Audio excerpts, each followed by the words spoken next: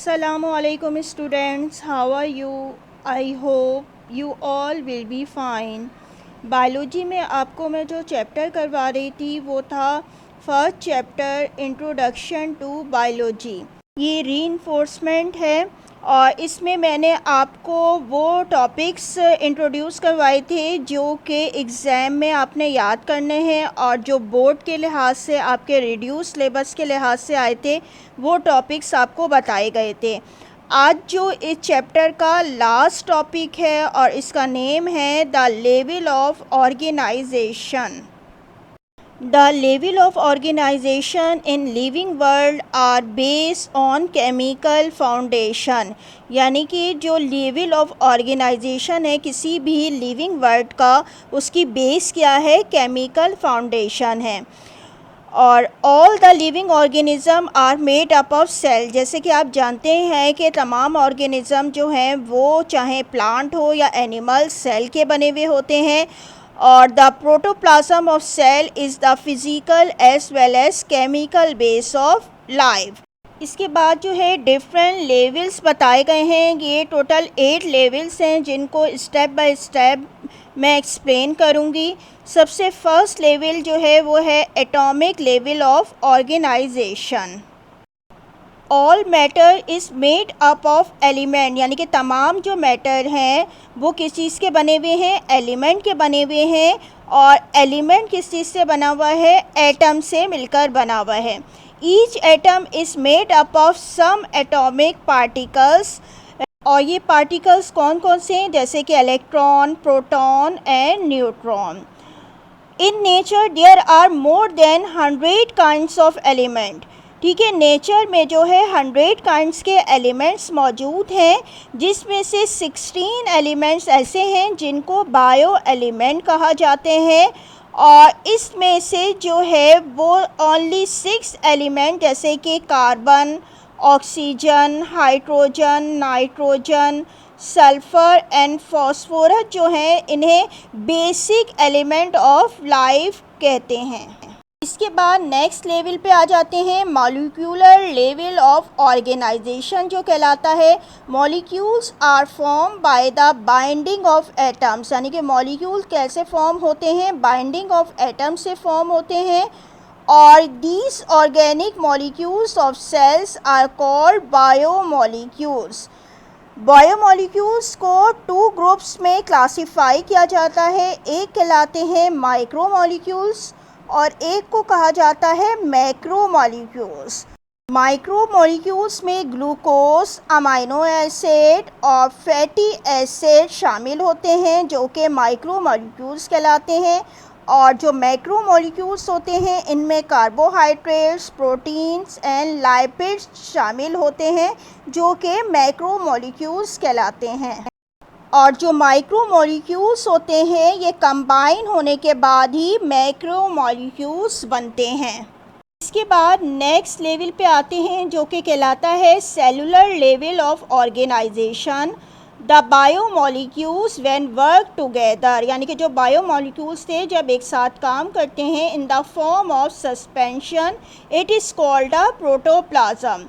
और प्रोटोप्लाज्म किससे बना हुआ है, protoplasm is the combination of organic and specific inorganic substance, यानी कि प्रोटोप्लाज्म कॉम्बिनेशन है, किस चीज़ का कॉम्बिनेशन है, organic and specific inorganic substance का। और when protoplasm work in the form of unit this is called a cell. जैसे आपको पता है कि सेल क्या है, वो बेसिक यूनिट है किसी भी लाइफ का। और कोई भी लिविंग ऑर्गेनिज़म हो, चाहे वो प्लांट हो या एनिमल हो, वो सेल से मिलकर बनता है। और जब सिमिलर टाइप्स ऑफ सेल आपस में मिलते हैं तो क्या चीज़ फॉर्म होती है, टिश्यूज़ फॉर्म होते हैं।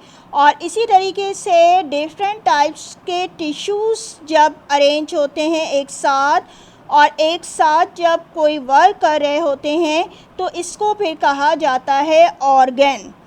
ठीक है, और इसी तरीके से जब डिफरेंट टाइप्स के ऑर्गन्स जो होते हैं एक साथ काम कर रहे होते हैं तो क्या चीज़ बना लेते हैं, ऑर्गन सिस्टम बना लेते हैं। When different organ systems function in coordination in as a unit, they form a body or multicellular organism. जब different organ system function कर रहे होते हैं और एक साथ यूनिट बना लेते हैं कोऑर्डिनेट करके, तो क्या चीज़ फॉर्म होती है? Multicellular organism. बात नेक्स्ट लेवल जिसको कहा जाता है taxonomic level. There is another level of organization which is related with living organism। ठीक है, एक और जो है लेवल है ऑर्गेनाइजेशन का जो कि लिविंग ऑर्गेनिज्म से रिलेटेड होता है। The species is the smallest unit of taxonomic level of organization। यानी कि स्पीशीज़ क्या है? एक स्मॉलेस्ट यूनिट है किसी भी टैक्सोनॉमिक लेवल का, which include morphologically similar living organism which interbreed and produce fertile offspring। यानी कि स्पीशीज़ क्या है? एक ऐसा ग्रुप होते हैं जो कि मॉर्फोलॉजिकली यानी कि जो ज़ाहिरी तौर पर नज़र आ रहे होते हैं लिविंग ऑर्गेनिज्म वो तो सेम होते हैं, लेकिन वो क्या करते हैं? इंटरब्रीड कर रहे होते हैं अपने ही जैसे ऑर्गेनिज्म के साथ, और जो है न्यू ऑफस्प्रिंग जो है वो प्रोड्यूस कर रहे होते हैं जिन्हें स्पीशीज़ कहा जाता है। इसके बाद नेक्स्ट लेवल ऑर्गेनाइजेशन का कौन सा है? जिसको कहा जाता है population level.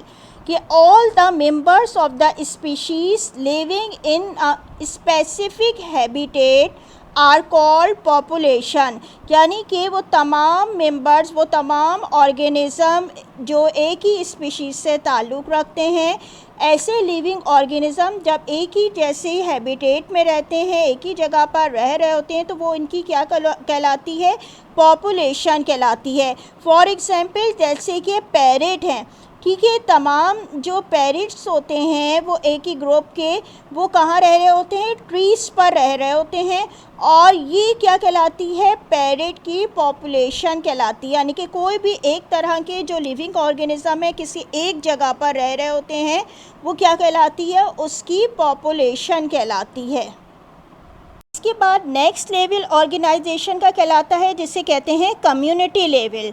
The members of different species living in specific habitat are called as community. यानी कि जो कि डिफरेंट स्पीशीज़ के मेंबर्स हैं वो किसी भी एक जगह रह रहे होते हैं, वो क्या कहलाती है? इनकी कम्युनिटी कहलाती है।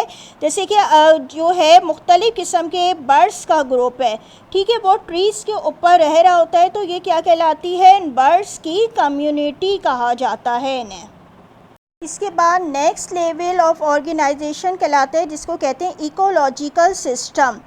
Communities always depend upon their non living environment. यानी कि जो कम्युनिटीज़ होती हैं ये डिपेंड किस पे करती हैं? नॉन लिविंग इन्वायरमेंट पे।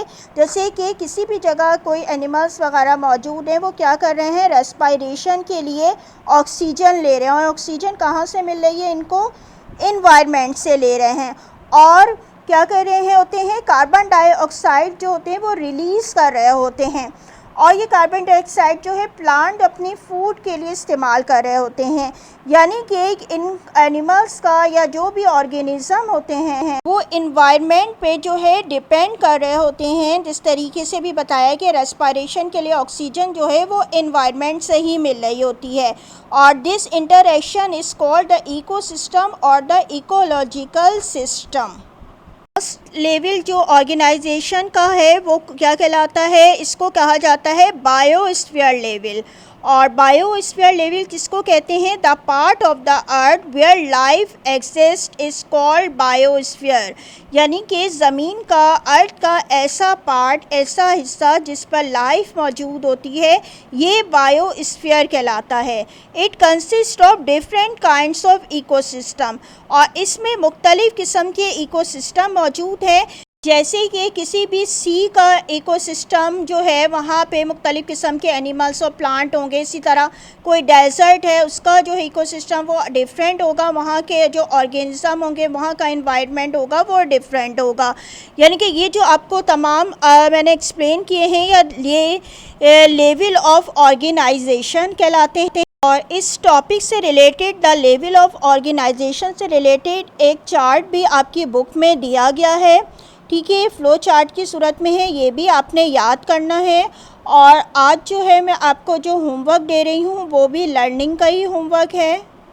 क्वेश्चन आंसर वगैरह तो सब आपको पहले करवाए जा चुके हैं, ठीक है। तो ये आपका रीइंफोर्समेंट लेक्चर था और इसमें आपने इन टॉपिक्स को याद करना है जो कि आज एक्सप्लेन किए गए हैं। जो टॉपिक आपने याद करना है वो है द लेवल ऑफ ऑर्गेनाइजेशन। ये आपको आज एक्सप्लेन कर दिया है मैंने दोबारा, और इसका आंसर मैं आपको पूरा रजिस्टर में लिखवा चुकी हूँ, हेडिंग वाइज लिखवाया है। और आप जो है वहाँ से इसको याद कीजिएगा अच्छी तरीके से, और याद करने के बाद जो है इसको लिख के भी देखिएगा, ठीक है। आज मैंने ये तमाम टॉपिक्स आपको दोबारा एक्सप्लेन कर दिए जो कि बोर्ड के लिहाज से जो है रिड्यूस सिलेबस के लिहाज से आए थे फर्स्ट चैप्टर के, ठीक है। वो आपको एक्सप्लेन कर दिए गए हैं कि कौन कौन से टॉपिक्स हैं। और इस चैप्टर के एंड में भी जो है कुछ शॉर्ट क्वेश्चन आंसर्स वगैरह या MCQs वगैरह दिए गए, वो भी आपको करवा दिए गए हैं पहले। वो तमाम क्वेश्चन आंसर और MCQs भी आप ज़रूर रिवाइज़ कर लीजिएगा ताकि आपके फर्स्ट चैप्टर की प्रिपरेशन अच्छी तरीके से हो जाए, ठीक है। वो तमाम शॉर्ट क्वेश्चन जो बुक में फर्स्ट चैप्टर के एंड में होते हैं वो आपको तमाम पहले करवा दिए गए हैं, MCQs वगैरह सब कुछ करवाए गए हैं, इसको रिवाइज़ कर लीजिएगा। थैंक यू, अल्लाह हाफिज़।